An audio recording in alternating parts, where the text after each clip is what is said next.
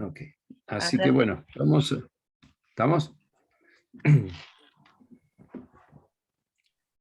Listo, vamos.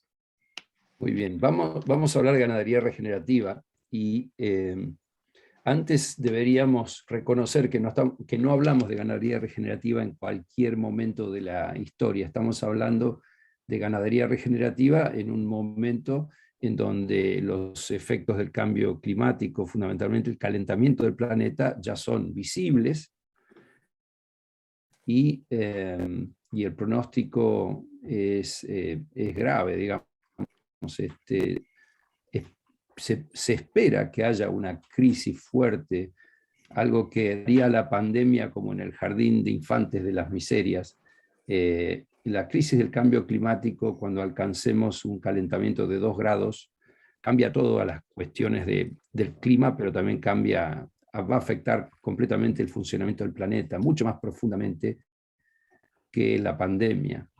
Con la diferencia que la pandemia fue inesperada, es decir, era posible, pero nadie sabía cuándo, mientras que esto es casi matemático. Si seguimos aumentando entre 2 y 3 partes por millón la concentración de dióxido de carbono del aire, es matemático que nosotros vamos a llegar a los 450 partes por millón en unos 15 años.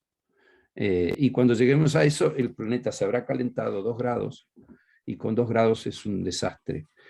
¿Por qué se calienta el planeta? Imagínense que hemos generado un invernáculo con calefacción a losa radiante. Imagínense esa escena, un invernáculo con un piso caliente, ¿no? Es decir, por un lado, la cantidad de calor que llega a la atmósfera está aumentada, fundamentalmente por los miles de millones de hectáreas de suelo desnudo que tenemos.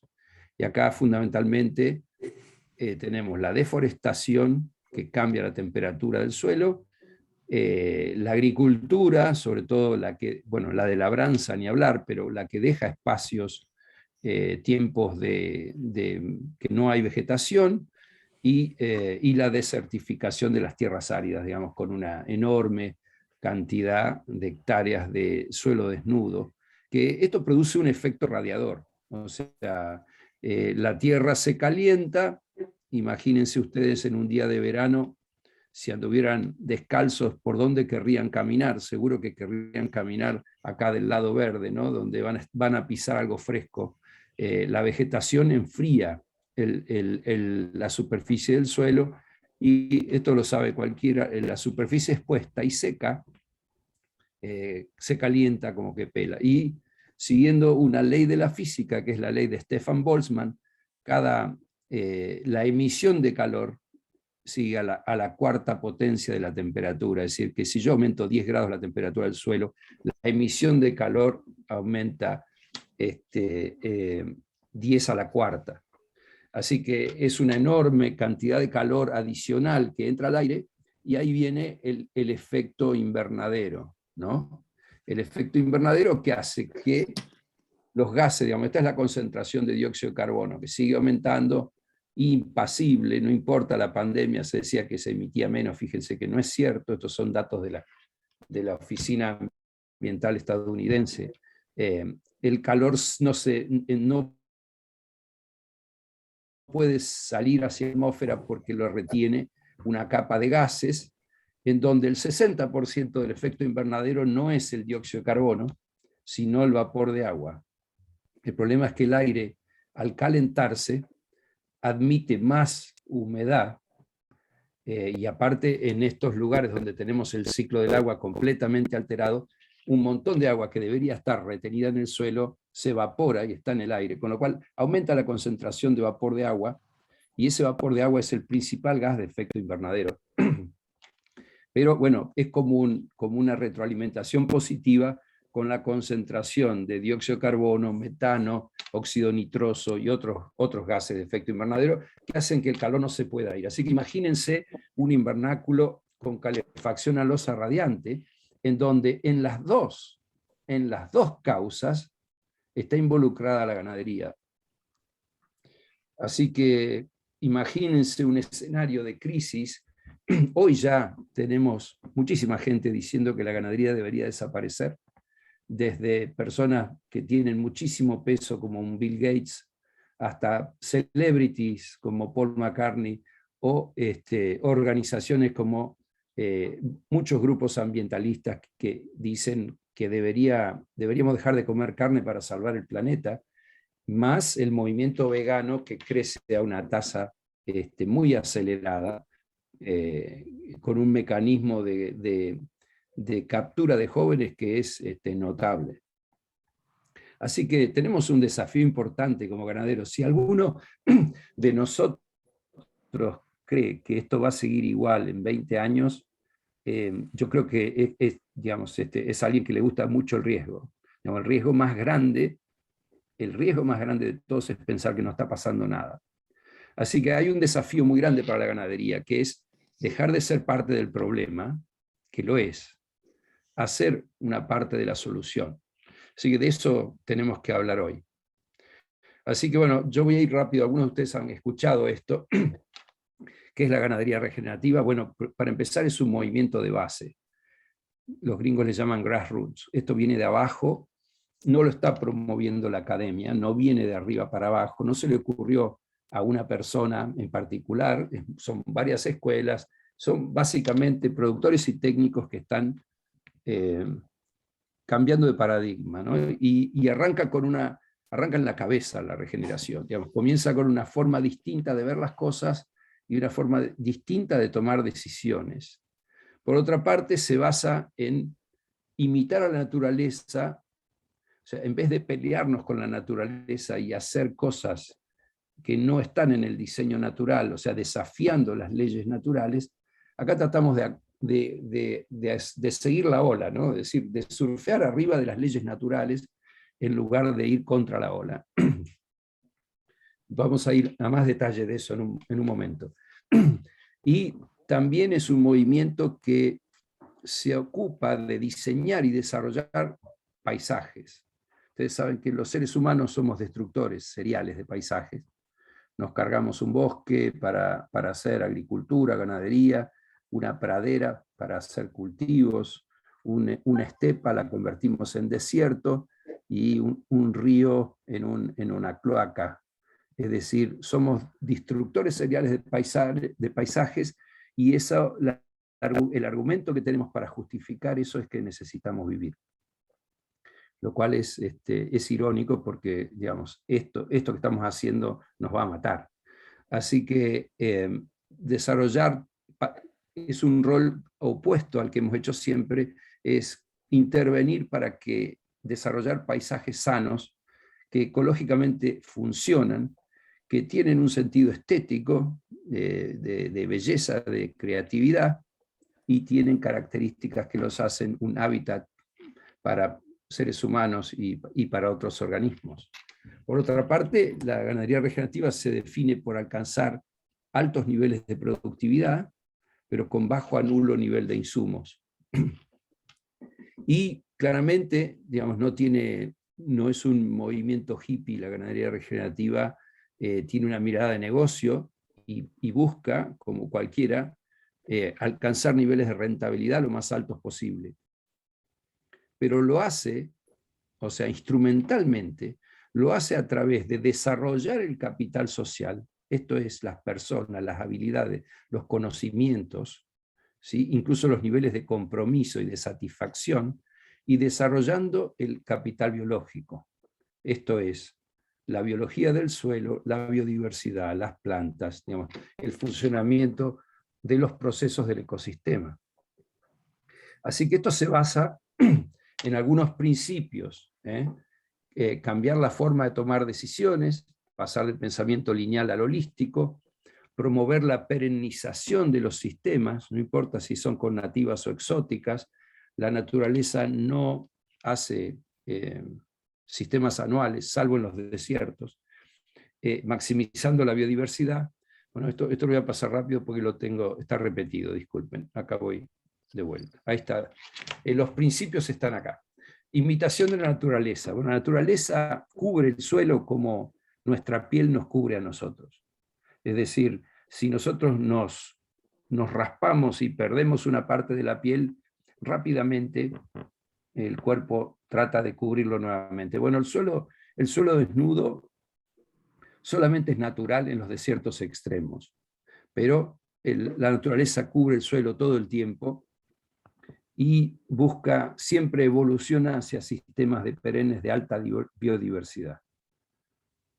¿Qué significa ahí? Que los sistemas de anuales solamente son naturales en desiertos que tienen breves ventanas de humedad, pero son etapas sucesionales tempranas, digamos, son cuando recién empieza la sucesión, aparecen los anuales.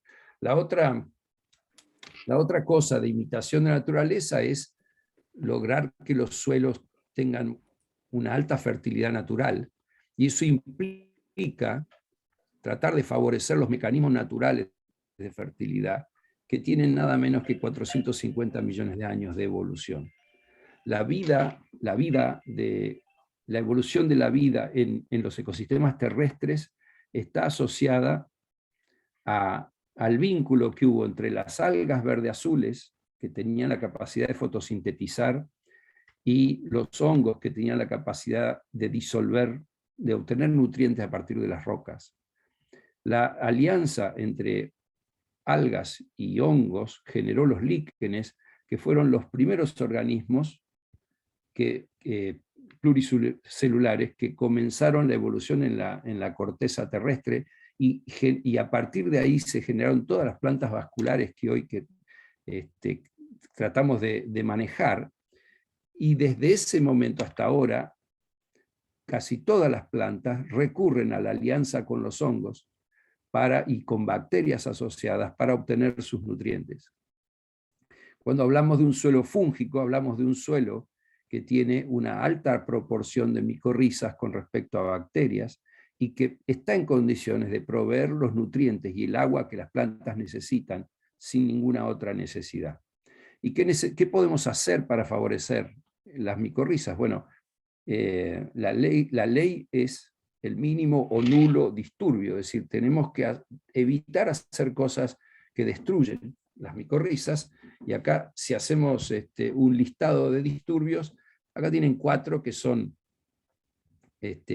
típicos, ¿no? La labranza es como un cataclismo directamente, pero está demostrado que herbicidas como glifosato afectan tanto las hifas como las esporas, la viabilidad de las esporas.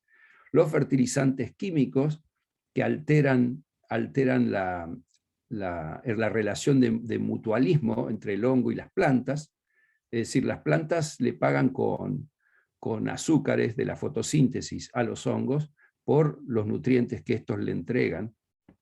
Si yo pongo nutrientes solubles en el suelo, es como un plan trabajar, digamos, ¿no? Es decir, reciben gratis las plantas los nutrientes, y la reacción inmediata, para que vean que abajo hay un mercado biológico, es dejar o reducir el aporte de azúcares a las micorrizas, con lo cual a la larga los suelos en donde se aplican fertilizantes solubles terminan teniendo una población muy reducida de micorrizas. Y también el sobrepastoreo, digamos, el mal manejo del pastoreo afecta la relación micorriza-bacteria. Así que la imitación de la naturaleza es buscar suelos sanos. Lo siguiente tiene que ver con el rol de los árboles. En donde hay árboles es encontrar las formas de mantener los árboles, de no eliminarlos del paisaje, y acá entra, digamos, todo lo que sería manejo de bosques con ganadería integrada, y en los lugares donde no hay árboles, incorporarlos, digamos, buscar sabanas, buscar esquemas en donde el efecto positivo de los árboles, la sinergia entre pastos y árboles, se pueda manifestar. Así que se trata de manejar bosques para que sigan teniendo arquitectura de bosque abierto o de sabana, o se trata de crear bosques abiertos o sabanas. Esto no es obligatorio. Son los principios que normalmente se recurre en la ganadería regenerativa. No quiere decir que todos los productores regenerativos tengan que salir a forestar, pero claramente los más altos niveles de servicios ambientales se logran en sistemas silvopastoriles. Eso está fuera de toda duda. Por otra parte, esto tiene que ver con el agua. Recién cuando hablábamos del efecto radiador, regenerar se refiere a rehidratar los suelos, a lograr retener el agua en los paisajes, a que el agua no esté en un par de horas fuera del campo porque corrió y se fue por un drenaje y normalmente llevando un montón de sedimentos. Este es un simulador de lluvias, el que ven acá. Es un poquito grotesco el ensayo, pero creo que sirve para ilustrar el punto. A la derecha tienen un lugar con suelo desnudo, y tenemos un poco más de cobertura de brosa hacia la izquierda, y en la izquierda tenemos una pradera, y acaban de simular una lluvia, y pueden ver cómo es la partición del agua, ¿no? En el suelo desnudo tenemos muy poco que infiltró, que es el tacho de atrás, el frasco de atrás, y tenemos mucho escurrimiento lleno de sedimentos. Acá se nos va la fertilidad, la biología, se nos va todo. Lo mejor del suelo se fue acá, y fíjense que a medida que cubrimos, aunque sea con brosa, tenemos más infiltración y menos escurrimiento, y que en la pradera tenemos prácticamente todo infiltración, y una infiltración limpia, ¿no? Agua filtrada. Así que, ¿cómo hacemos para lograr esto? Bueno, cobertura, materia orgánica, mantener una estructura granular, una alta tasa de infiltración y retención de agua en el suelo. Es generar de vuelta suelos que son como esponjas, que retienen el agua en el lugar donde cae. Y finalmente, y esto es lo que explica un poco por qué podemos producir más carne, en estos sistemas, tiene que ver con hacer funcionar lo que le llamamos la bomba de carbono. Este es un ejemplo, ¿no? La bomba de carbono es una simplificación, pero nos ayuda a entender cómo funcionan los pastizales. Los pastizales funcionan como esta bomba que habrán visto en muchísimos campos, que tiene dos fases. Tiene una fase en donde uno mueve la palanca y se está cargando un cilindro, uno no ve que salga ningún agua, y tiene el siguiente movimiento donde el cilindro, el émbolo se mueve en el cilindro y sale un chorro de agua. O sea que es carga y descarga. Bueno, los pastizales son la bomba natural de carbono, digamos, son una bomba natural de carbono, y tiene la primera fase de carga, refiere a que se acumule biomasa aérea y subterránea. Imaginen que lo que sucede abajo del suelo es como un espejo de lo que sucede arriba. Así que a medida que una planta va creciendo, desarrollándose, también está desarrollando un sistema radicular que, cuanto más desarrollada estén las hojas, también más profundas y densas estarán las raíces. La cantidad de hojas que se va a juntar depende del ambiente, del clima y también de la genética de cada planta. Hay un punto en donde no se puede absorber más radiación, no se puede capturar más carbono, entonces la bomba está cargada. ¿Cuál es el mecanismo natural de descarga?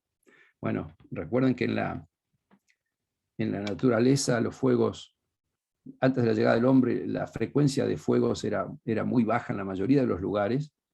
La llegada del hombre aumentó dramáticamente la frecuencia de fuegos. No había enrolladoras, no había cortadoras de pasto. El diseño natural para descargar la bomba durante millones de años fueron los herbívoros. Herbívoros de los cuales había millones en el Pleistoceno, por ejemplo, una megafauna que a su vez su comportamiento y su población estaba regulada por millones de predadores feroces. Así que estos animales están diseñados para descargar la bomba. Fíjense el diseño espectacular que tienen. Tienen pezuñas para voltear pasto viejo, para enterrar semillas, para romper costras, y son un digestor móvil que tiene un tanque de agua a 39 grados repleto de microorganismos. Así que están organizados para procesar todo ese material que creció y resetear, digamos, descargar la bomba. Como el 80% de estas especies se extinguieron a partir de la llegada del hombre, lo más parecido que tenemos son nuestros herbívoros domésticos. Y acá hay un punto importante, digamos, la gente que está proponiendo eliminar la ganadería no entiende cómo funciona la naturaleza, digamos, cómo podríamos tener un sistema que funcione si no podemos descargar la bomba. Así que, bueno, aquí pasó la vaca y ¿qué pasó? Pasó de todo.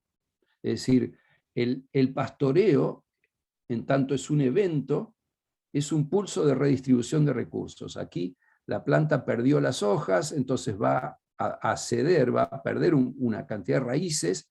Esas raíces que son pérdida para la planta en realidad son una enorme cantidad de biomasa que va como fuente de energía, es la entrada de energía para un ecosistema completo que está en el suelo, así que son el sustrato de los descomponedores. Tenemos ahí un aumento brutal de la biomasa de los microbios, que tienen a su vez sus predadores. Es un ecosistema completo, capaz que el predador tope de ese ecosistema es un ave, y nosotros de repente vemos ese pájaro y en realidad ese es el predador tope de una larga cadena trófica. Y bueno, la vaca aparte estuvo pisoteando el pasto viejo, generó mantillo, orinó y nos generó un manchón que tiene entre 100 y 500 kilos de nitrógeno, y bosteó, en donde hay nutrientes que están volviendo al suelo en un formato más asimilable que las hojas secas de pie, pero aparte la bosta hay que verla como una inoculación. Digamos, hay millones de microorganismos que van a alimentar o enriquecer la biología del suelo. Así que la siguiente fase de la bomba es volver a cargar, es decir, es simplemente cargar y descargar. Imagínense, esto en el tiempo tiene este aspecto. Cargo, cuando llega a un punto que no cargo más, que ya no voy a poder cargar más, descargo, se descarga la biomasa aérea, se descarga la biomasa radicular y vuelve a empezar. Esto naturalmente estaba regulado por los movimientos de los animales generados por los predadores. Ahora, ¿cómo funciona nuestra bomba de carbono? Si ustedes salen con un vehículo y encaran la ruta en cualquier dirección, van a encontrar varios patrones, pero pocas veces van a encontrar que la bomba de carbono esté funcionando bien.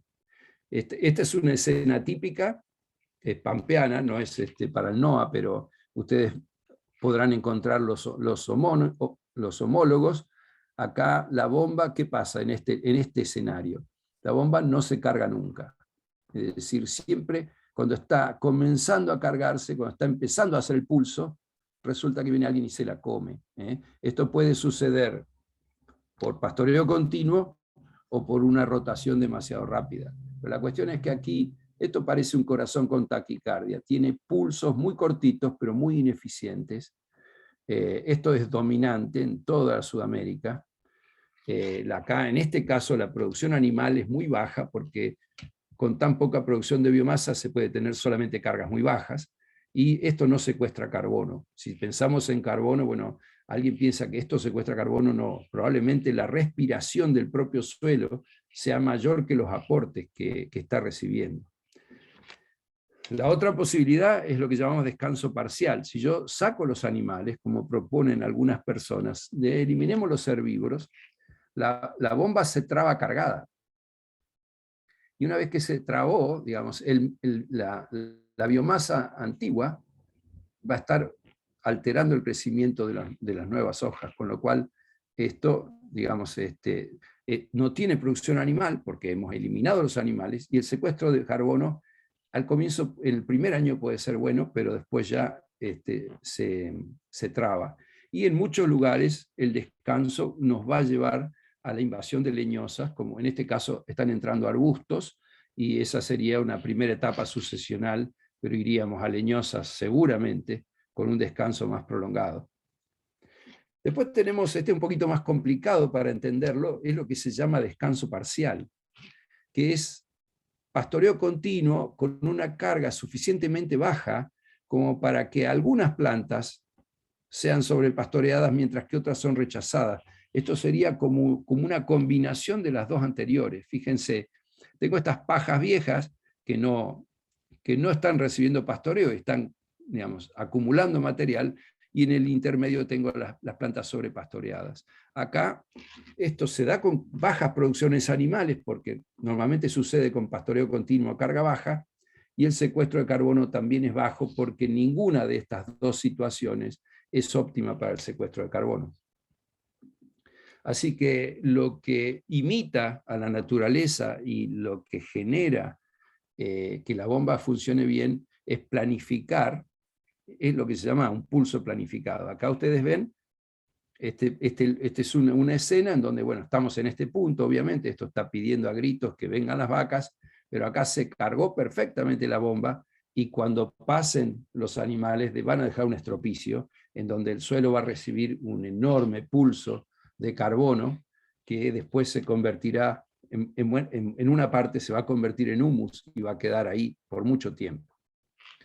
Así que, ¿cómo hacemos esto? Bueno, lo hacemos con digamos, hay muchas escuelas o hay diferentes formas de regenerar tierras.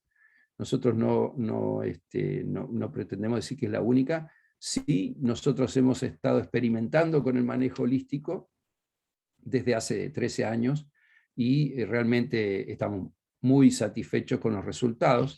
Muy rápidamente, esto comienza con la definición de un contexto. El manejo holístico, ya para aclarar, no es un sistema de pastoreo. Reducirlo a un sistema de pastoreo reflejaría que todavía no entendimos qué es. El manejo holístico trata de cubrir la complejidad de los sistemas ganaderos con la parte social, ambiental y económica.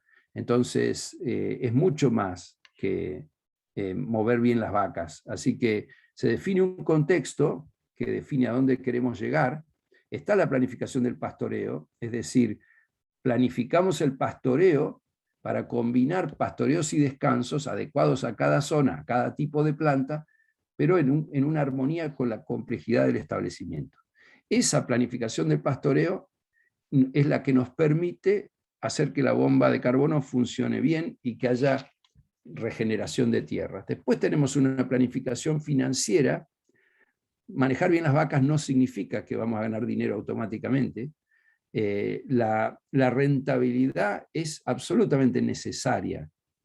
Es decir, no hay ningún mérito en fundirse manejando bien las vacas. La planificación financiera apunta a lograr, a lograr rentabilidad, diversificar riesgos y tener buenos criterios de asignación de recursos.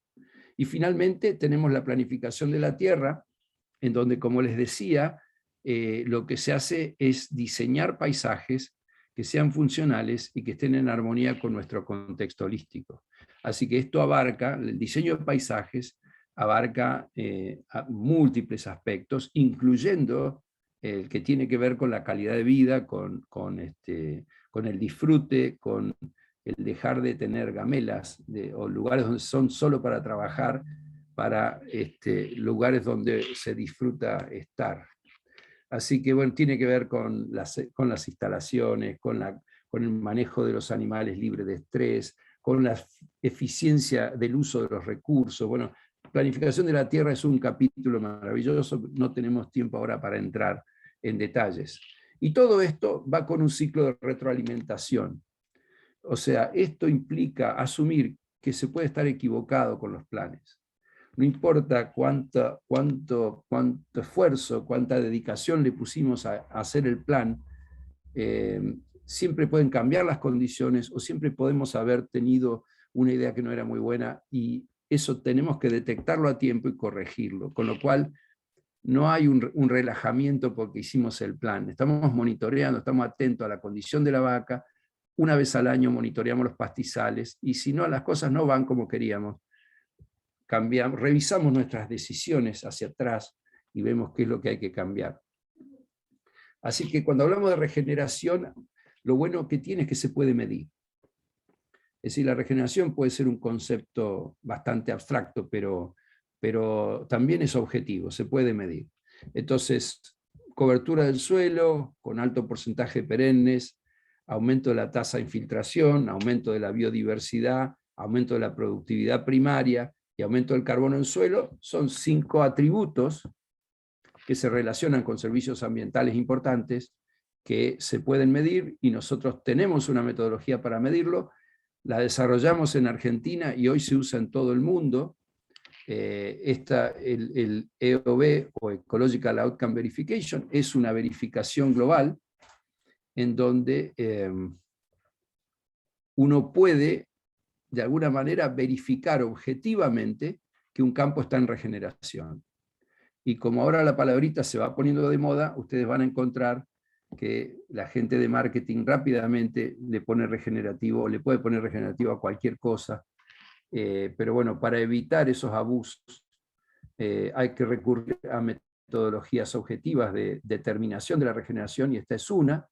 El EOV empieza con un plan de monitoreo del predio, eso se hace con imágenes satelitales, y tiene dos procedimientos de monitoreo que se complementan entre sí. Hay uno que es rápido y barato, que le llamamos monitoreo a corto plazo, se hace todos los años, normalmente antes de empezar el invierno, digamos, al fin de la estación de crecimiento, todos los años se evalúan cuánto pasto tenemos y un índice de salud ecológica, que es un indicador temprano de si vamos bien o mal, y después, en el año de establecimiento de la línea de base, y cada 4 o 5 años, hacemos lo que llamamos monitoreo de largo plazo, en donde se estima la biodiversidad, la tasa de infiltración y el stock de carbono, con lo cual esto nos permite medir los servicios ambientales y nos permite acceder a mercados de servicios ambientales. Es decir, la idea es que estos servicios ambientales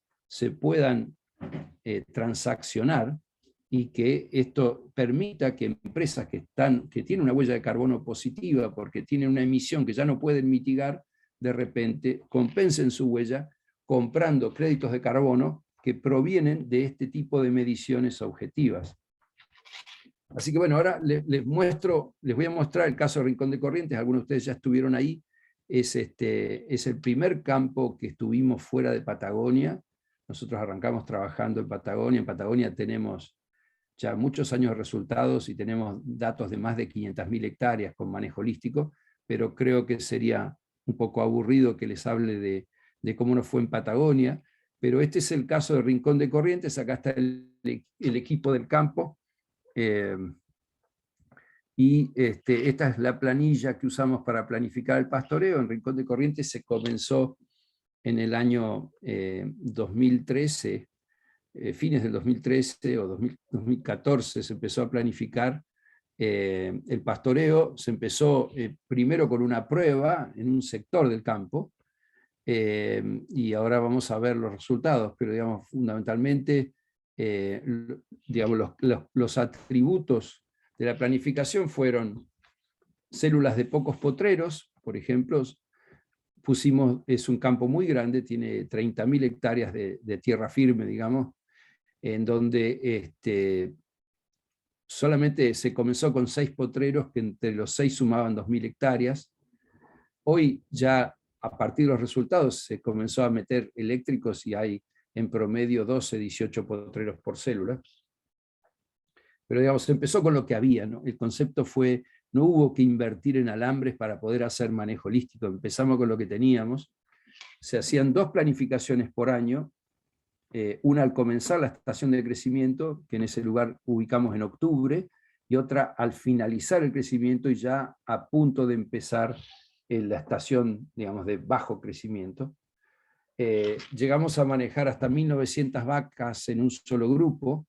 Esto era una duda, nunca habíamos hecho algo así, pero no hubo ningún problema en manejar 1.900 madres todas juntas.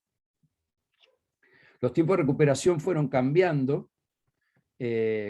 Cuando llegamos había mucho descanso parcial, y realmente el pasto estaba, el sobrepastoreo que había era muy fuerte, y después pajonales, que normalmente ellos los quemaban. Así que empezamos con 140 días, esto significa en primavera una vuelta rápida de 70 días, seguida de una mucho más lenta de 140 días, lo cual nos da en 7 meses 2 pastoreos nada más. Después vimos que eso, teníamos problemas con la calidad del forraje, así que se fue adelantando, digamos, se fue acelerando a 55, 110, incluso en este momento se está usando 45 días, 2 vueltas de 45 días en primavera y después una vuelta de 90 para el resto. ¿Cuál es la idea de ir enlenteciendo en el verano? Es la idea de dejar que se acumule forraje y tener un diferido fresco, llegar al invierno con un diferido fresco que es el que nos va a permitir aumentar la carga. La otra cosa es que se eliminó el fuego como herramienta habitual, digamos, no se usó más fuego en esos lugares, y en otoño se ajustaba la carga mediante una evaluación forrajera, es decir, se usó el método botanal, que es un método de doble muestreo, digamos, se calibra una curva y se va evaluando visualmente, y se ajustó la carga todos los años de acuerdo a la metodología que propone el INTA en la zona, que es asignar 3.000 kilos por vaca por invierno. Es decir, si yo tengo 1.500 kilos de forraje por hectárea, dividido 3.000 me da media vaca por hectárea. Para tener una vaca por hectárea tengo que tener en promedio 3.000 kilos. 3.000 dividido 3.000 me da una vaca. Y bueno, en invierno hacíamos 2 pasadas por cada potrero, y se definió un manejo especial en las pariciones. Digamos, las pariciones, lo que hicimos fue mover las vacas no paridas. Ahí el personal realmente muy vaquiano para hacer eso, digamos, sacaba siempre las no paridas al potrero que seguía en la secuencia, y las paridas iban quedando más o menos distribuidas por quincenas hasta el día 60 después del parto, con lo cual se decidió no interferir demasiado con la vaca recién parida, no moverla, y que se establezca una muy buena relación entre el ternero y la madre, digamos, que estén los terneros duritos antes de hacer un movimiento. Esto funcionó muy bien. De hecho, una de las cosas que pasaron con el manejo holístico es que la merma histórica entre tacto y destete bajó del 12% al 7% más o menos, con años de 4%, de increíble respuesta. Así que bueno, visto en términos de receptividad, acá está un poco la historia del campo. Digamos, la línea azul es la primer célula. En el 2013 se hizo la planificación. Cuando llegamos en 2014, el holístico tenía un poco más de pasto. Este era el resto, eran los potreros de al lado que se usaron de testigo, pero no se notaba tanta diferencia. En el segundo año fue una explosión. Fíjense que el holístico se fue a casi una vaca por hectárea, mientras que el continuo seguía en 0,5. Acá ya se tomó la decisión de meter esta célula en holístico, y fíjense cómo se alcanzan entre ellas. Aquí, cuando se cambió el tiempo de recuperación, se dejó de pasar de la vaca por hectárea. Indudablemente esto de ir más rápido tuvo un costo en cuanto a receptividad.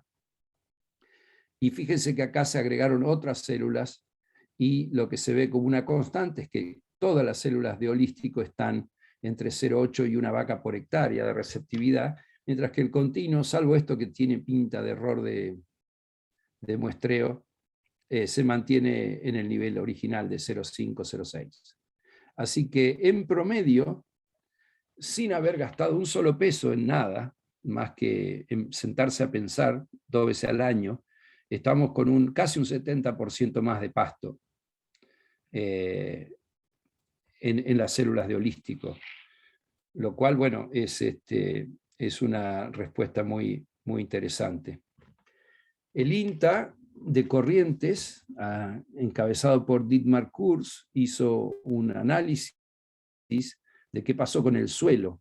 Así que comparó, voy a volver hasta acá, comparó esta célula que empezó primero, que le llamó holístico viejo, con esta célula que empezó después, que le llamó holístico nuevo, y con los lugares, digamos, con un lugar muy parecido, pero que se había mantenido siempre en pastoreo continuo. Y midieron el stock de carbono a los primeros 30 centímetros, esto está en toneladas de carbono, y fíjense que ellos detectan diferencias significativas en el stock de carbono, y en promedio detectan una tasa de secuestro de carbono de 2 toneladas por año por hectárea. lo cual llevado a dióxido de carbono es casi 8 toneladas de dióxido de carbono por hectárea por año. Esto realmente es muy bueno, teniendo en cuenta que estos son suelos muy arenosos, y con la humedad y temperatura que hay ahí, la respiración, la descomposición es aceleradísima. Así que, bueno, esto, digamos, no solamente encontraron que aumentó el carbono, sino también encontraron que aumentó el fósforo en superficie, y encontraron que había un cambio en la estructura del suelo, digamos, se estaba formando una estructura granular en un suelo arenoso, ¿no? Es decir, una cosa muy, muy notable. Así que cuando uno toma este secuestro de carbono y lo pone en contexto con las emisiones de las vacas, digamos, acá tenemos el secuestro de carbono, el secuestro de carbono bruto, que para esas hectáreas, que fueron 26.411 toneladas, acá estoy hablando de dióxido, carbono equivalente, no carbono elemental. Y las emisiones, calculadas con la metodología estándar del IPCC, dan 6.000 toneladas, con lo cual, fíjense ustedes que cuánta gente se pone el énfasis en lo que emiten las vacas, digamos, en el análisis de ciclo de vida de las emisiones, y se olvidan de hacer el balance. Y en este balance, el secuestro neto de estas células de holístico es de 20.400 toneladas de dióxido. Esto es sobre una base anual, o sea, 20.000 por año. Y eso significa que por cada kilo de dióxido que emite, el dióxido equivalente que emiten las vacas en forma de metano y de la bosta, se secuestran 4,4 kilos. Esto, cuando hablamos de ser parte de la solución del problema del cambio climático, estamos hablando de esto. Estamos hablando de lograr un producto, y esto podría aplicar para la cría y también para la recría. Podríamos lograr un producto que cuando llegue al mercado, por cada kilo de carne tenga, por ejemplo, tras de sí una huella de -3, -4, -5 kilos de dióxido por cada kilo de carne. Eso nos pone en una situación única. Todas las proteínas para consumo humano que hay hoy en el mercado tienen una huella de carbono positiva. Desde la carne tradicional de feedlot, que tiene huellas de carbono alrededor de 30 kilos por cada kilo de carne, a los monogástricos, que están entre 6 y 9 kilos de dióxido por kilo de carne, a la carne falsa, digamos, las hamburguesas falsas que se han puesto de moda ahora, que tienen una huella entre 4 y 5 kilos de dióxido por cada kilo de carne. Y fíjense que la carne regenerativa tiene una huella de -3 a -5. Pregunto, ¿dónde queremos estar cuando se arme el lío del cambio climático? ¿En qué lado vamos a querer estar? Y fíjense esto es margen bruto por hectárea, está hecho con datos del campo, con lo cual los márgenes brutos son bajos porque el costo que tiene este campo particular es alto en la recría, digamos. El costo de la recría está en los dos y es el mismo, pero bueno, son $28 por hectárea el tradicional, 37 el manejo holístico, esta diferencia es 32%, o sea, es igual, digamos, un tercio más alto el margen bruto, pero hemos tenido casos en donde el aumento es mucho mayor. Y si le ponemos valor a ese carbono que midió el INTA, hoy nosotros hemos desarrollado ya una plataforma para transaccionar los servicios ambientales que se miden con el EOB. Si hoy vendiéramos estos bonos de carbono, el margen bruto sería 91, lo cual es más de 3 veces el margen bruto del sistema tradicional. Pasa acá. Perdón, pero acá se trabó.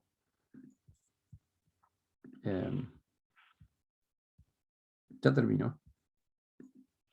Porque no está la última. No se trabó. Me falta una transparencia que se me escapó.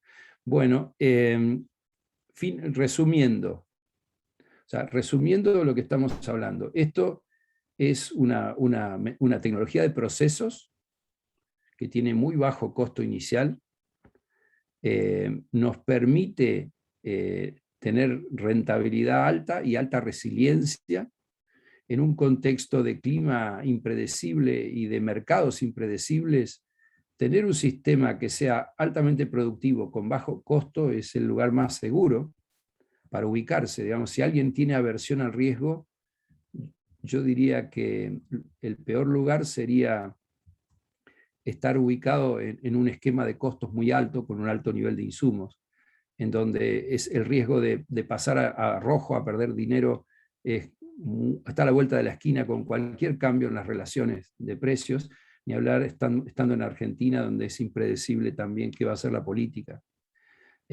Por otra parte, lo que tiene esto es que tenemos, bueno, alta resiliencia, generamos servicios ambientales que podemos transaccionar, y esto redefine el rol del productor. Digamos, nosotros normalmente, los productores, no, nos definimos por lo que producimos. Digamos, yo soy tambero, yo hago agricultura, yo soy criador.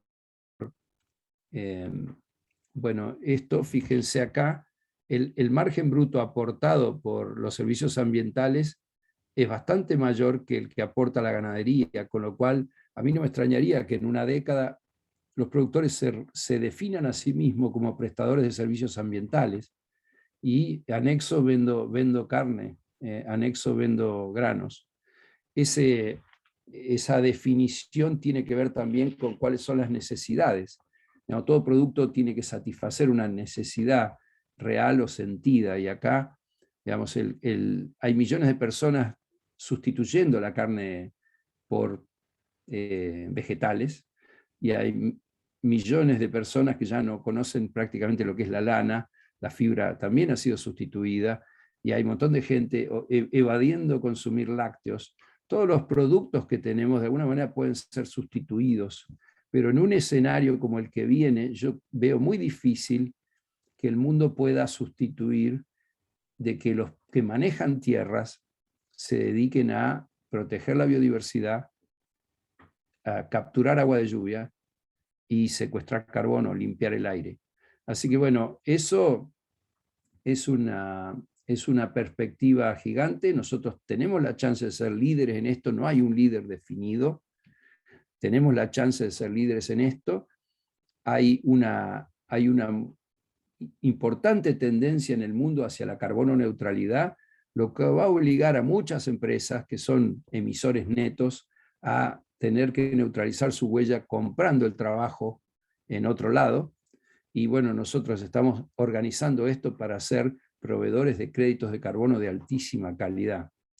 Y yo creo que hay otros dos efectos de la ganadería regenerativa que me parecen importantes. Bueno, el hecho de ir restableciendo paisajes que funcionan en lugar de paisajes devastados, y el hecho de generar una causa, un propósito que es tan trascendente y es tan importante que hace que los jóvenes tomen interés. Es decir, para mí uno de los efectos más fuertes de la ganadería regenerativa es que es una causa que todos los jóvenes necesitan, una causa, es una causa que los atrae, yo diría que los inflama de alguna manera, y tenemos un regreso de jóvenes al campo.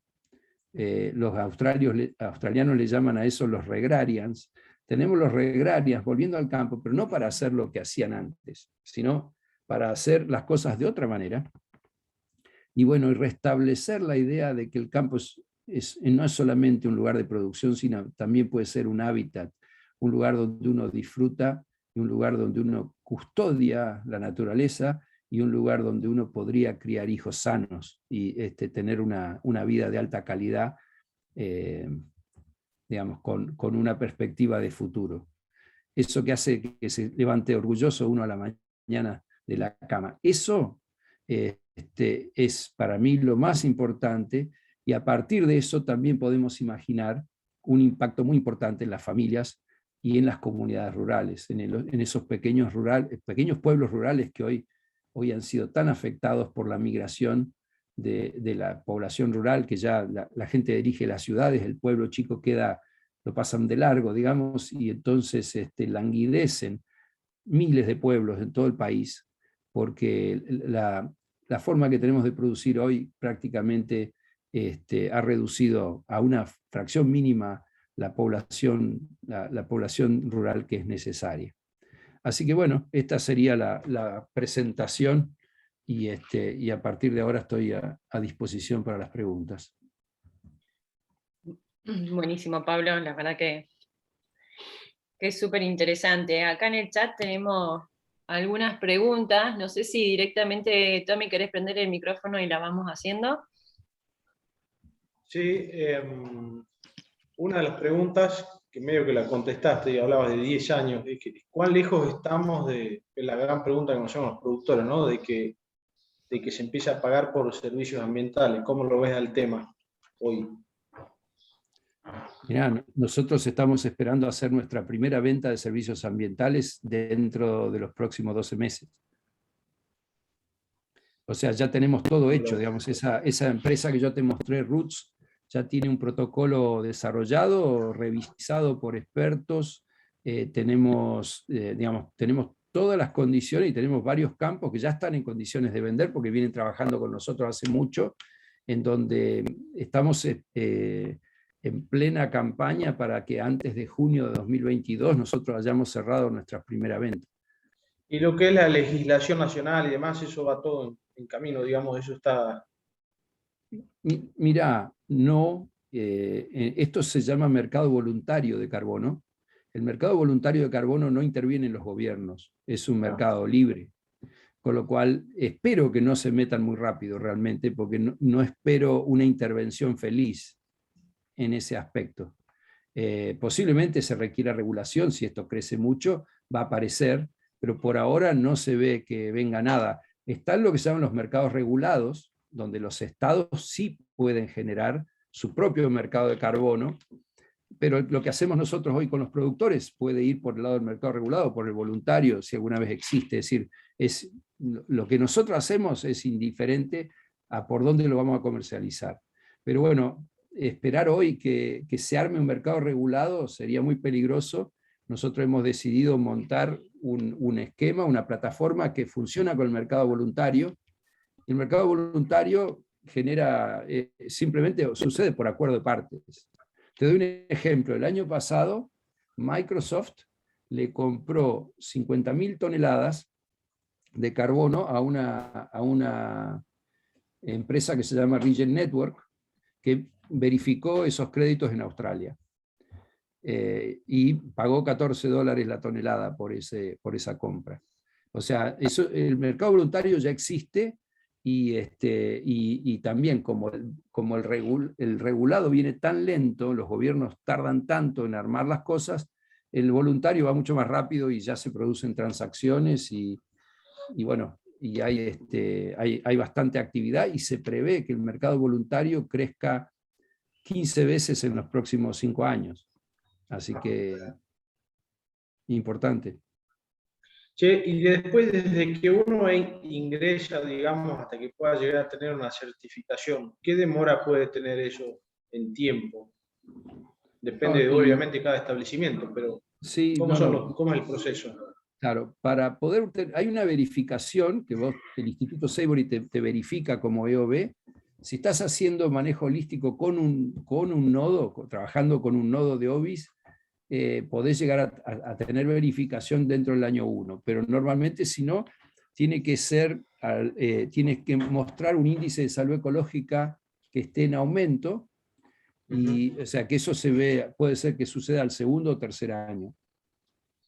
Pero eso es una verificación que vos podés usar para un producto, por ejemplo, decir, bueno, estos son carne regenerativa o leche regenerativa. Ahora, para servicios ambientales, como el enfoque que tenemos es de medición, no es de modeling ni de sensores remotos ni nada, sino había tanto, ahora hay tanto y se saca la diferencia, tenés que ver cuándo podés hacer la segunda medición. De acuerdo a la dinámica de cada lugar, será cada 4 años o cada 5 años, ¿no? 5 años es el promedio.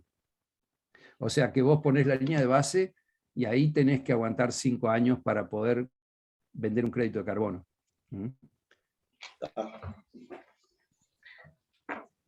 Perfecto. Ahí, Gaucho, tenías una pregunta también y después Eva. ver, Pablo, en el caso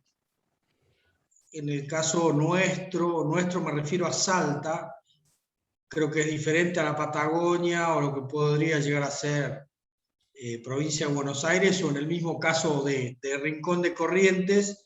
Nosotros venimos en la mayoría de los casos de campos de desmonte. Nosotros, y escuchando tus palabras, digamos, nosotros rompimos todo para hacer ganadería. ¿Cómo ves eso? O cómo podemos avanzar, o cómo se avanzaría en este caso, ¿cierto? Bueno, obviamente que lo hecho está, Luis. O sea, un campo que ya fue desmontado, bueno, no puede entrar para créditos de carbono si fue desmontado en los últimos 10 años. Pero si el desmonte es más viejo que eso, bueno, ya se da por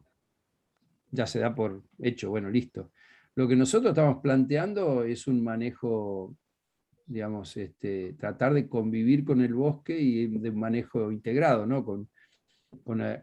Digamos, por ahí resetear el sistema cuando tiene así mucho arbustiva, con el rolo, usar la herramienta del rolo para abrir, y después básicamente el manejo del pastoreo para evitar que se te vuelva a llenar de leñosas, digamos, y convivir con ese monte. Ese es un poco el esquema. No hay, digamos, para la parte de servicios ambientales, la única restricción es que no puede ser un desmonte reciente. Ahora, vos podés sobre un desmonte antiguo, hasta podés plantear reincorporar árboles al paisaje, podrías reincorporar, digamos, con forestaciones, árboles al paisaje, o trabajarlo solo como una pradera, y bueno, con un buen manejo del pastoreo se va a poder secuestrar carbono de todas maneras, y más si estás con gato en panic, yo esperaría buenas tasas de secuestro. Pablo, pero me quedó claro entonces ese tema de que desmontes de menos de 10 años no entrarían como servicios ambientales, no podrían entrar como servicios ambientales, ¿ok? Luis, eso no significa que igual no te convenga hacer el manejo holístico. No, eso lo descarto, coincido plenamente. Entonces, tendrás que esperar un tiempo hasta que pasen los 10 años. No sé, esa es la única diferencia. Esa es la pregunta. O sea, son los últimos 10 años, no es a partir de un año determinado. No. Está bien. Pablo, perfecto, gracias, Pablo. Y si vos hiciste algún manejo en esos 10 años anteriores, o sea, desmontaste y forestaste de alguna manera de 10 años antes, eso entra, digamos. Sí, si hubiera tenido una forestación, sí. Sí. Perfecto. Se vaya. ¿Y en el caso de los rolados de baja intensidad? Sí, rolado de baja intensidad, eso no tiene problema. O sea, si es un bosque manejado, no tenés problema. Seba Yacúlica tenía una pregunta y después levanta. O sea, todo lo que tenga que ver con MBGI, con el manejo de bosques con ganadería integrada, no hay ningún problema. ¿Eso entraría como si no fuera un disturbio, Pablo, lo del MBGI? No, es que lo que no, digamos, los estándares de carbono no admiten, no quieren estar es promoviendo la deforestación, es que alguien barra con un bosque para provocar una baja de carbono para después vender el secuestro, ¿me entendés? Claro. Entonces, porque ese movimiento es una pérdida neta de carbono. Entonces, en un rolado con baja intensidad, con un programa, eso queda de alguna manera cubierto. O sea que se puede entrar, pero con un plan estudiado, no cualquier cosa. Claro, pero ahí el delta de carbono que vos estarías generando no va a ser tan impactante o del orden de magnitud de lo que hablabas vos. Mirá, los sistemas silvopastoriles tienen tasas muy altas de secuestro de carbono porque suman el estrato herbáceo más el árbol. E incluso tienen más dinámica que un bosque viejo. O sea que no es tan así. Hay que encontrar cuál es la densidad digamos, hay un punto de sinergia entre árboles y pastos. Si vos te pasás, dejás más árboles que eso, tenés mucha sombra y no se produce esa sinergia. Y si sacás demasiado y exponés demasiado, o sea, queda mucha distancia entre un árbol y otro, ahí tampoco tenés el óptimo. El óptimo hay que encontrarlo para cada estructura de bosque, pero ahí hay un punto que, bueno, observando y midiendo, todavía tenemos muy poca experiencia en esto. Hay que encontrar cuál es el punto de sinergia o la banda de niveles de intervención que son sinérgicos, y yo diría que de todas maneras, sí, si vos tenés un bosque entero al inicio, cuando haces la línea de base, yo diría que si haces una intervención, la pérdida de carbono que podría estar asociada, vas a tener que cuantificarla, y yo no sé cómo te va a dar la cuenta. No sé si me explico. Sí, sí. Te preguntaba yo, vos hablaste en un momento de medir en el corto plazo y en el largo plazo. Nosotros estamos teniendo problemas con encontrar el modelo para medir el carbono, por eso te preguntaba cómo, o qué están usando ustedes, o cómo lo materializás esa medición. Sí. Bueno, nosotros para el carbono en suelo usamos una metodología que está alineada con casi todos los estándares que hay hoy para carbono. Digamos, el campo se estratifica primero, se hace una estratificación usando imágenes satelitales.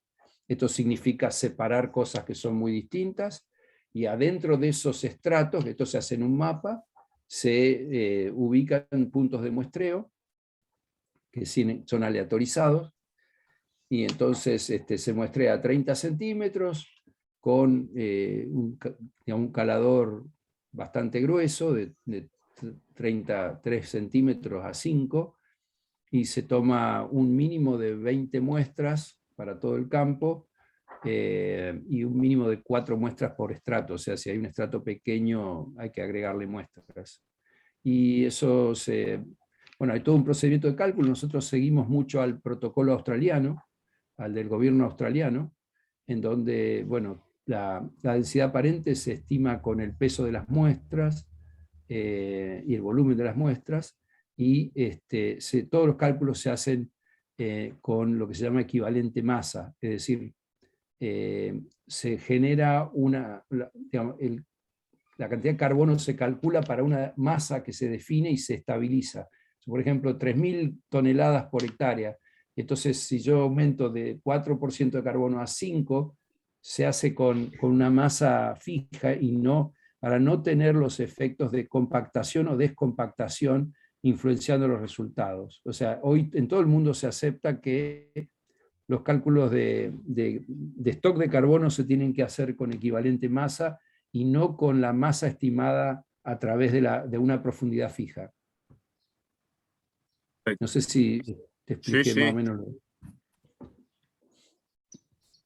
Ahí, Y bueno, hemos hecho pruebas y hemos encontrado que en la mayoría de los lugares 20 muestras describen bastante bien la media del carbono, independientemente del área del campo. Perfecto. ahí te paso una revista CREA donde hay una metodología de cálculo de carbono, si va, después se la paso a todos, que creo que es la misma que habla Pablo. Roberto, tenía la mano levantada. Sí, no, mi pregunta va un poco relacionada a la capacidad que tienen los suelos de guardar carbono. Obviamente debe tener una capacidad limitada, no debe ser ilimitada. Tiene también muchas limitaciones, como la captura de carbono implica también fijación de nutrientes dentro de la materia orgánica. ¿Hay algún estudio hecho sobre eso? ¿En qué momento se puede llegar a un equilibrio? ¿Cuál es la capacidad que realmente tienen los suelos para ir incrementando esa captura de carbono? Porque depende del nivel de materia orgánica que tengas. Si partís de un suelo muy pobre de materia orgánica, vas a tener una capacidad mayor de captura de carbono. Pero debe ser una curva asintótica, digamos, que va manteniendo, va logrando su equilibrio y su techo, ¿no?, de captura de carbono. Incluso cuando hablan del famoso teratonelada de dióxido de carbono que se puede llegar a capturar con todos los suelos. Bueno, hay ciertos cuestionamientos en eso por la limitación que tienen los suelos de poder contener todo ese carbono, ¿no? Bien, está buena la pregunta. Mirá, primera respuesta es, la verdad que tenemos todavía tan pocas segundas mediciones, o sea, tenemos tan poca historia en esto, que contestarte algo en firme sería aventurado, ¿sí? No sabemos muy bien. Hay dos escuelas, básicamente. Hay una que dice que lo que acabas de decir, que hay un tope y hay un equilibrio en el carbono, y hay una asíntota, y hay otra escuela que dice, no veo por qué, debería frenarse en algún lado. Hay un paper no muy viejo de una italiana que está trabajando en la Universidad de Colorado, que se llama Francesca Cotrufo, que daría una pista de qué es lo que pasa, y para dejar a todos contentos, las dos escuelas tienen un poco razón. Es decir, la formación de complejos organominerales está relacionada con el porcentaje de arcilla de los suelos. Con lo cual, salud. Cuanto más arcilla tiene el suelo, más carbono puede secuestrar en forma de complejos organominerales. Así que, y cuando satura la arcilla que tiene, listo, hace un techo ahí, y ahí queda. Eso es cierto.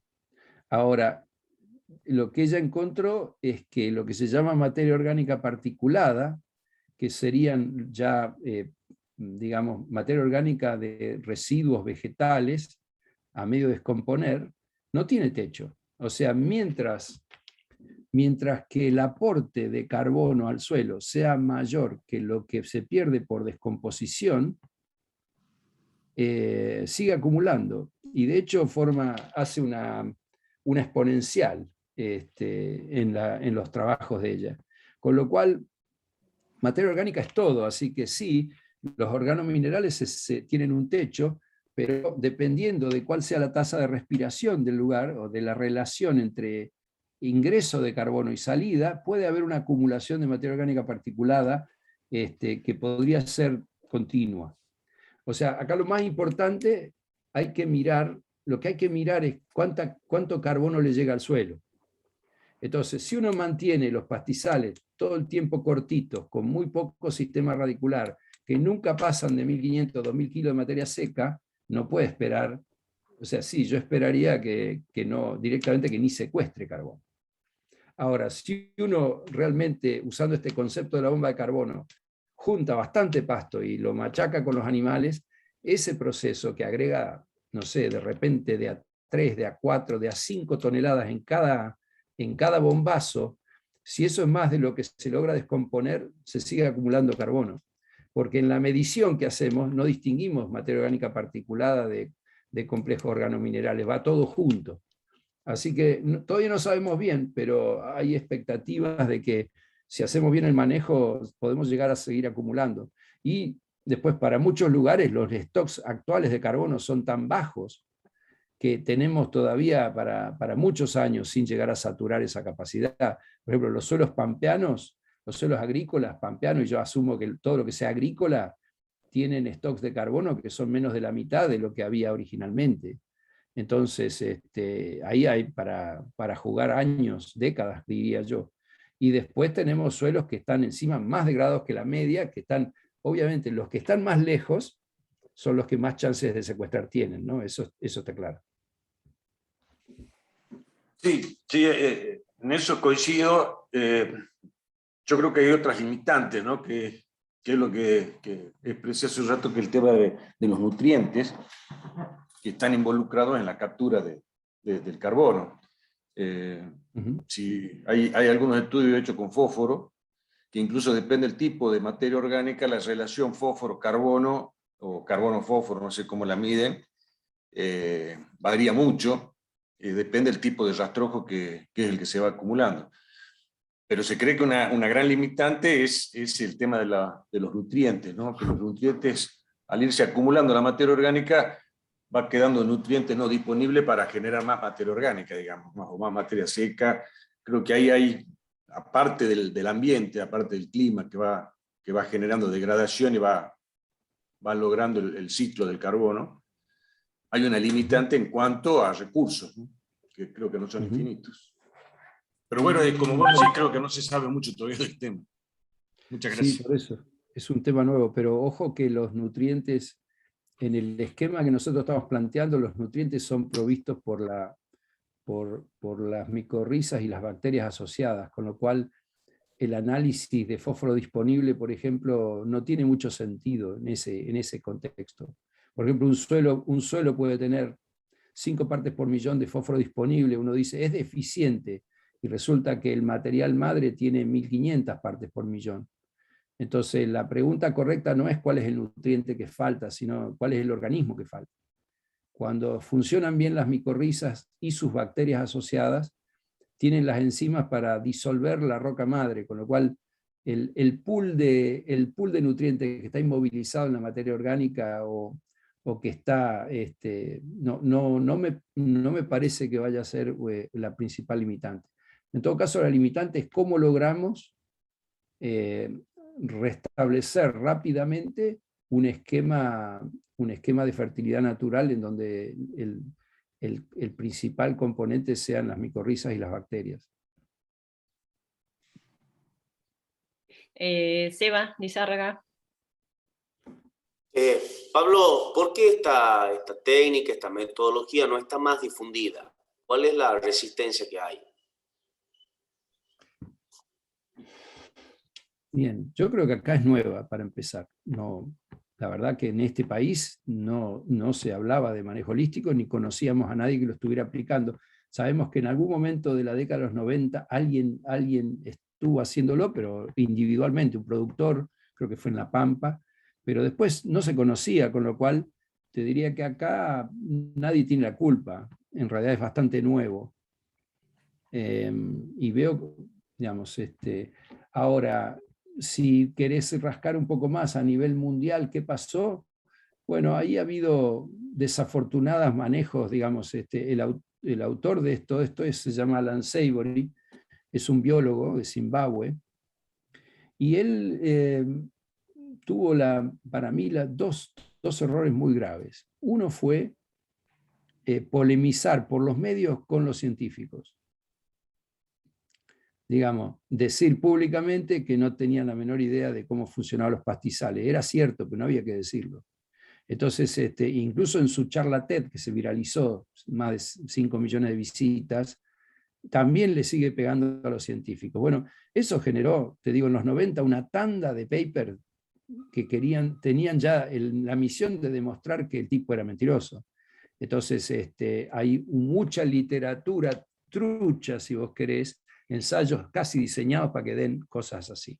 Por un lado, digamos, el error estratégico de haber confrontado a la academia viniendo de afuera, digamos, ¿no? Siendo un tipo que no era miembro, ¿no? De la academia. Lo segundo es que Savory nunca se preocupó mucho por medir los resultados. Digamos, los resultados eran tan obvios que con una foto parecía que bastaba. Él decía siempre, bueno, el productor no necesita un paper, porque lo está viendo el resultado. Y era cierto, digamos. Tenemos un montón de gente que le ha ido tan bien con el manejo holístico, pero no, la verdad es que en todos los años que esto existe, la cantidad de papers que miden el efecto son muy pocos. Digamos, este paper que sacó el INTA ahora, por ejemplo, del carbono, es único prácticamente. Hay un paper en Texas y hay 2 papers más, creo, cuando tendría que haber cientos, con la historia que tiene esto, tendría que haber cientos de trabajos presentando evidencia. Entonces, por un lado, una confrontación que uno después no tiene datos para sostener la posición, yo creo que le generó mucha resistencia, principalmente de la academia. Pero de todas maneras, eso fue distinto en distintos lugares. Por ejemplo, en Australia hace ya 20 años que hay cursos de manejo holístico en la universidad. O sea, no todos los lugares son iguales y hay miles de productores haciendo manejo holístico en Australia. En Estados Unidos fue más diverso el resultado y bueno, nosotros estamos arrancando ahora, nosotros tenemos Por eso desarrollamos el EOB, nosotros queremos medir. Y con las mediciones que tenemos en Patagonia, tenemos una evidencia que es concluyente y estamos por publicar un paper sobre eso. Pero digamos, hay que medir los resultados. Bueno, ustedes son de CREA, ¿qué les voy a decir esto? Si no medimos, no podemos ni hablar. Gracias, Pablo. Chareco, te suma el último y de paso saludás. Buen día, Pablo. Buen día a todos. Bueno, yo voy a hacer, digamos, esto cada vez que escuchamos una presentación de este orden, cada uno mira lo que le parece más determinante en la misma, y de golpe son distintos ejes que ha presentado Pablo. Partimos de una sociedad que está atacando la ganadería. Es un concepto que probablemente Savory no lo haya tenido en su momento, y hoy empieza a tener un peso importante. La sustentabilidad del sistema, que es la base de todo esto, sustentar un sistema ecológicamente, pero que a su vez el sistema económicamente también esté sustentado, porque nadie trabaja solamente para sustentar un suelo y perder plata, desgraciadamente. Y se le suman todos los beneficios adicionales que por ahí son las luces que se prenden hoy y que decimos cómo hacemos para capturar esos beneficios adicionales por los servicios ambientales que esto presenta. Entonces yo no me quiero dispersar en todo eso, me quiero concentrar en lo que es la sustentabilidad del sistema pastoril, ganadero, en la presentación de Pablo. Y siempre se me hizo esta pregunta, y ahí muy concretamente, disculpen lo anterior, pero lo he visto en la Patagonia con todo lo que presentaste, porque no estuve en la Patagonia, conocemos cómo es el NEA y su sistema y lo que están logrando, pero yo te pregunto, con tu conocimiento relativo, aunque sea en esta zona, ¿qué diferencias más importantes encuentras en los sistemas del NEA versus los sistemas ganaderos del NOA, tanto en su ecología, tanto en el desarrollo de los sistemas, tanto en la insumo-dependencia que se han creado en los sistemas ganaderos del norte versus los sistemas pastoriles del NEA, para que el sistema holístico sea incorporado y no sea solamente el pastoreo rotativo intensivo, lo único que se incorpora un sistema y no el holístico completo. No sé si me entiendes, Pablo. Nosotros tenemos una condición ecológica y una condición de desarrollo de nuestro sistema ganadero que son bastante diferentes a los del NEA. Esa diferencia, a tu juicio, es una sensación mía y el holístico entra perfectamente, o hay consideraciones muy importantes a hacer en este sistema del NOA, ganadero del NOA. No sé si fui lo demasiado confuso, pero bueno. No, creo que entendí la pregunta y está muy buena. En realidad, yo creo que el tema, la gran diferencia, si se quiere, con el pastoreo racional o con el pastoreo, los sistemas basados en Boissin, es que el manejo holístico no es un sistema. Entonces no tiene una receta que vos tenés que aplicarla y esto funciona en el NEO y acá no va a funcionar. En realidad las decisiones que vos vas a tomar en el NOA se van a basar en la ecología del NOA, en tu conocimiento de la zona, en las capacidades de tu personal, o sea, con lo cual no es una cosa que vos tenés que importar y que, pucha, esta no es la medida, no da el talle. El manejo holístico se aplica en todo el mundo, es decir, se aplica en todo el planeta, no tiene una zona de la cual es el fuerte y en otras no va a andar. Digamos, se está haciendo manejo holístico en el Sahel, se está haciendo manejo holístico en Inglaterra, se hace manejo holístico en Argentina, en todos los ambientes. O sea, no hay ninguna razón. De hecho, bueno, a mí me gustaría que Ramiro hiciera algún comentario, porque él tiene la experiencia del NOA bien fresquita, está trabajando con esto. Pero yo te diría que no hay ninguna razón para pensar que no se puede aplicar el manejo holístico en algún lugar, incluyendo el NOA. Correcto, gracias, Pablo. Después le vamos a dar la palabra a Ramiro que nos cuente un poco. Pero ahí Eduardo está levantando la mano. Sí, quería hacer un par de consultas cortas. La primera, ¿con quién me podría comunicar para no, porque creo que este no es el ámbito, estamos en el NOA y tengo un campo de características muy similares a lo que era el Rincón de Corrientes en el 2013, o sea, tengo un campo de dimensiones, manejo con quema, etcétera, etcétera. ¿Con quién me podría comunicar para pelotear un poquito más el tema? Porque yo la verdad que en esa zona hace ya 1 o 2 años que quiero avanzar con el tema, pero como que me cuesta, ¿no? Me cuesta. ¿Cuál es el lugar? Perdón, Eduardo, no alcancé a entender dónde está el campo. El este de Corrientes, es el este de Corrientes, de Formosa, el bueno, este de Formosa. Te escucho un poquito bajo, Eduardo, perdón, te escucho un poquito bajo. Hola, hola, hola. Ahora sí, ¿Me escucha Eduardo. mejor? Repetí, por Sería favor. la zona este de Formosa, contra el río Paraguay.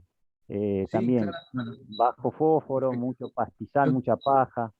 Sí, ahí, bueno, nosotros justo estamos lanzando con una estrategia de nodos, en donde estamos armando nodos regenerativos en distintas zonas, y en esa zona hay un equipo muy bueno, que bueno, está en nuestra página web, pero si no ahora te paso un contacto, tenés que hablar con John Hines.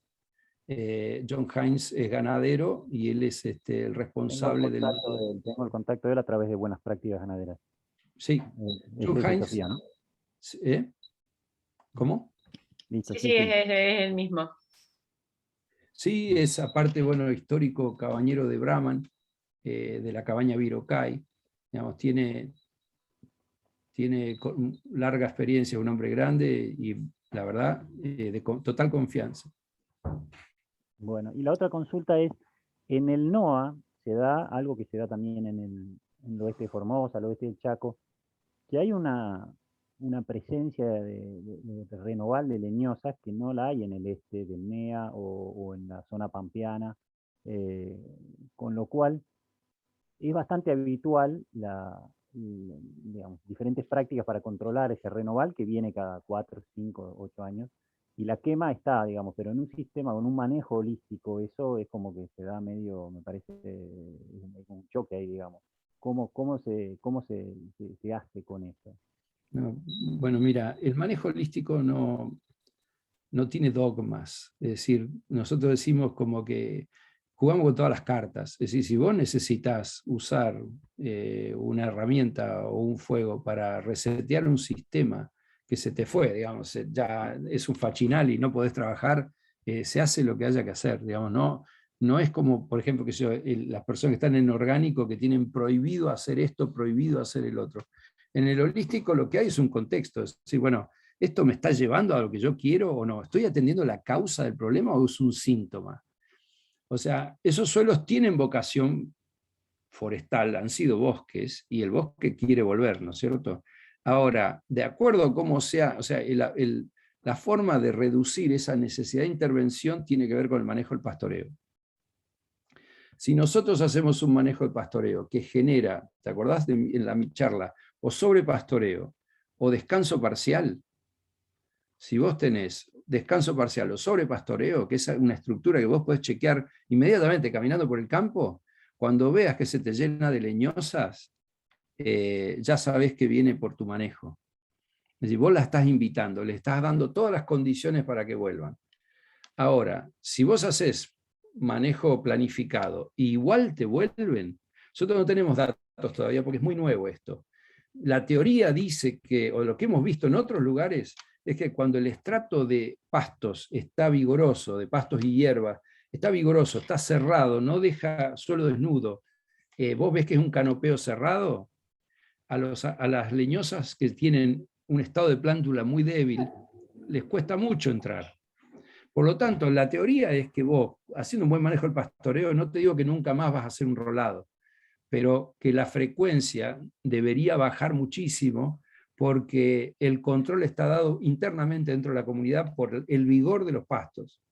Cuando vos haces todo lo posible para debilitar a los pastos, bueno, degenerás los nichos que hacen que esas leñosas vuelvan más rápido. Así que no tengo certezas, no quisiera que pienses que tengo certeza en esto, sí tenemos una teoría que ha funcionado bien en otros lugares. Es decir, Pablo. en otros lugares con arbustos anda bien, sí. No, déjame hacerte un comentario con eso. Nosotros en la zona no lo tenemos medido, pero lo sabemos. O sea, cuando aumentás la presión de pastoreo y sobrepastoreás, te come el renoval, o sea, eso es así. Y el renoval, digamos, tiene una tasa de crecimiento mucho más rápida y te termina comiendo el renoval cuando sobrepastoreás. Y cuando no dejas de tener una masa de pasto, de biomasa ahí que te cubre el suelo. Eso nosotros lo sabemos, o sea, no lo tenemos medido, pero es así. Por eso yo creo que iba es de más a que sentido. estaba prohibido el fuego, digamos, pero bueno, evidentemente, si llegado el No. caso, después de X años, que obviamente se pospuso por un tema de buen manejo, podría ser, porque a mí da la sensación como que echás todo por tierra si tiras un fósforo en la biodiversidad. Claro, ahí, no, por eso, ahí vos tenés que ver cuál es tu mejor herramienta. Si el fuego es la mejor herramienta que tenés para aplicar, si es la única, bueno, es la única, pero por ahí hay otras opciones.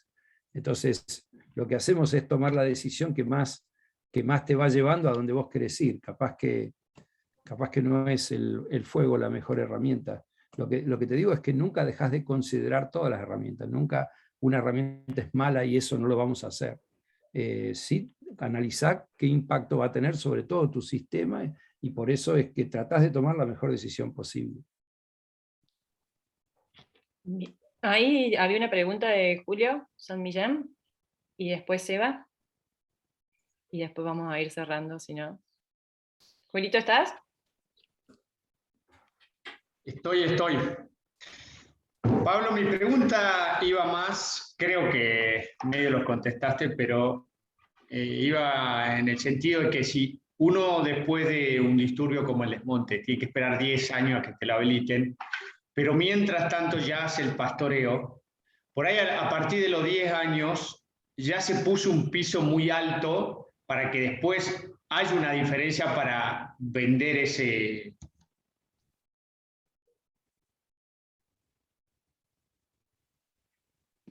¿Se cortó a mí o...? Sí, se no, cortó. se cortó. A ver si vuelve, pero creo que la pregunta estaba medio clara. Sí, yo creo que entendí la pregunta. No, bueno, el tema es que si ya el desmonte se hizo antes, no va a afectar. No sé, o sea, tendría que coincidir que sea un campo virgen, que vos tengas un monte que no está tocado y que arranques haciendo la intervención. Y sí, bueno, en ese caso vas a tener que esperar mucho, pero para mí, si un campo ya está intervenido, arrancás con lo que tenés. Si la intervención fue por lo menos, o sea, si tiene menos de 10 años, bueno, esperás hasta el año 10, pero no vas a perder capacidad de respuesta, yo no lo creo. Es decir, esto se relaciona con la pregunta anterior sobre si hay una asíntota, digamos, si hay un techo para el carbono o no lo hay. Y yo diría que en el estado en que estamos nosotros, no creo que haya un techo cerca como para decir, uy, me perdí los 5 años, entonces ahora ya no voy a poder computar. No, creo que la capacidad de incrementar carbono de los suelos es muy grande. Sobre todo si esto viene de un desmonte y hubo una pérdida inicial, o sea, la tarea de desmonte libera una enorme cantidad de carbono, que, digamos, cuando se vuelve a trabajar regenerativamente, hay que reponer ese pool de carbono, con lo cual para mí no va a pasar en 5 años eso. Perfecto. No sé si te contesté. Sí, está clarísimo. ¿Seba? Pablo, vos recién hablaste del NEA, pero en el caso del NOA, de alguna empresa que quiere implementar esto, ¿hay un nodo acá funcionando en el NOA? Sí, hay un nodo nuevo que vamos a hacer el lanzamiento, aprovecho para invitarlos, el lanzamiento oficial de este nodo, déjenme buscar en el calendario. Y la segunda pregunta que te hago es, ¿en qué podríamos colaborar nosotros desde aquí, desde nuestra condición, digamos, de representante de los distintos grupos ganaderos? Bueno, la verdad es que todo, digamos, para nosotros sería fantástico poder hacer algún tipo digamos, de agenda común y poder, digamos, trabajar juntos, digamos, no sé, explorémoslo, pero nos encantaría, digamos, el nodo hace su presentación oficial el día 18 de noviembre, con lo cual, bueno, desde ya que lo vamos a invitar, si me pueden hacer llegar sus datos de contacto, o si no, simplemente con uno de ustedes, y ustedes lo redistribuyen, pero bueno, vamos a hacer un evento público, pero no, lo que podemos hacer es ponerlos en contacto con ellos y explorar cómo se puede trabajar juntos, pero creo que hay muchas cosas que se pueden hacer. Acá el espíritu de esto es sumar, y nosotros nos interesa mucho trabajar con CREA. Yo lo estaba diciendo antes que llegaran todos. Para nosotros, para mí CREA es una organización extraordinaria, digamos, la contribución que ha hecho al agro, y son los productores innovadores, digamos, son el ámbito en donde nosotros con esta innovación esperaríamos tener mayor eco, ¿no? Entonces nos interesa mucho trabajar con CREA de la manera en que encontremos que sea la mejor. Digamos, ahí, bueno, tenemos a Ramiro también, que es asesor de un grupo, con lo cual para mí hay que sentarse y decir, bueno, ¿cómo armamos un plan que sea cumplible y que permita ir avanzando con este tema? Y listo, nosotros estamos disponibles para lo que sea. Pablo, y ahí el nodo que decís del NOA, ¿la Sí. presentación se hace virtual, presencial? Contanos un poquito. No, va a ser, entiendo que es virtual esa presentación, pero es el 18 de noviembre, pero bueno, yo creo que deberían por ahí organizar para encontrarse y tener una conversación. Son representantes de que están haciendo acá, digamos, este manejo holístico en el NOA, digamos. Sí, claro, nosotros nosotros tenemos un programa de asistencia técnica que se llama MASR, a través del cual, por ejemplo, estamos asistiendo a 2 campos en el NOA, uno es Pampa Grande y el otro es La Mariposa. Y bueno, por esa estrategia de tener la asistencia técnica centralizada no era muy útil para crecer exponencialmente. Y muchos gastos de viaje no tenía sentido. Entonces, este año hemos lanzado esta estrategia de nodos, en donde nosotros lo que estamos haciendo es entrenar gente en cada lugar. Hay todo un sistema de aseguramiento de calidad, es decir, son gente que hizo la especialización con nosotros, o sea, hizo el curso, y ahora nosotros le damos un entrenamiento en servicio, y hay un aseguramiento de calidad, cosa que uno vaya en el NOA, o vaya en el NEA, o vaya en Patagonia, reciba la misma calidad de servicio, ¿no? Y ese es el esfuerzo que estamos haciendo. Bueno, y el equipo del NOA son Gabriel y Ernesto Abdo, pero bueno, ellos están armando también un equipo. Ernesto Abdo está Gabriel Abdo está en Pampa Grande, trabajando. Y ellos están armando un equipo técnico, y bueno, la idea es, recién están empezando, así que tienen que armar su plan de trabajo y empezar a organizarse, digamos, para prestar los servicios allá. Y en una primera etapa va a ser con un mentoreo hecho por nosotros, o sea que gente de OBIS los va a ir acompañando en sus primeros trabajos. Nosotros revisamos todos los informes, así que entrenamiento de EOB también van a prestar el servicio de monitoreo, toda la parte de monitoreo ambiental. Así que estamos encantados de conectarlos con el nodo, y a disposición para cualquier programa que quieran hacer, si lo quieren formalizar más, si lo prefieren mantener informal. Nosotros, como les parezca mejor, vamos a estar. Buenísimo, Pablo. La verdad que está buenísimo también saber de estos nodos. Creo que, nada, por los tiempos tenemos más preguntas, pero después seguramente tendremos otra reunión. Nos ponemos en contacto. Ramiro está en contacto con ustedes, así que nada, Sí. la idea es, nosotros como mesa ganadera de la zona NOA, es empezar a trabajar y poder, nada, asesorarnos en el tema y ver de qué manera podemos llegar a los productores para llevar esta propuesta, ¿no? Bueno, ahí está perdón, en nuestro sitio web tienen todos los datos de contacto de los nodos. Ahí Buenísimo. en el sitio web, o sea que pueden encontrar el contacto para cada caso. Bueno, desde ya, 1.000.000 de gracias. Te liberamos. Bueno, Nosotros seguimos en nuestra reunión, tenemos unos temas para ver. bueno, Pero bueno, muy bien. espectacular a vos. Y bueno, Ramiro, querés cerrar y saludar que ya estás mudo. El contacto principal.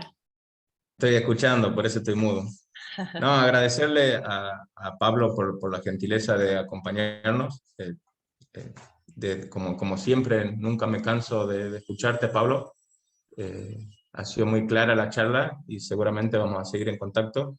Y bueno, también agradezco a la mesa que ponga estos temas sobre la mesa, porque son súper interesantes y creo que tenemos que avanzar por este camino. Bueno, Bueno, muchas gracias, Pablo. Estamos en gracias a contacto. ustedes, que tengan buena reunión. Chao, hasta luego. Muchas gracias. Muchas gracias a Muchas todos. gracias, Pablo, muchas gracias. Gracias. Chao. Yo también los abandono. Hasta luego. Chao, Roberto, gracias. Adiós, adiós. Hasta Gracias luego. por Roberto. la invitación. Bueno, gente. Estamos los que estamos, a ver, ya se fueron, quedamos nosotros. Dejo de grabar para que quede esta parte.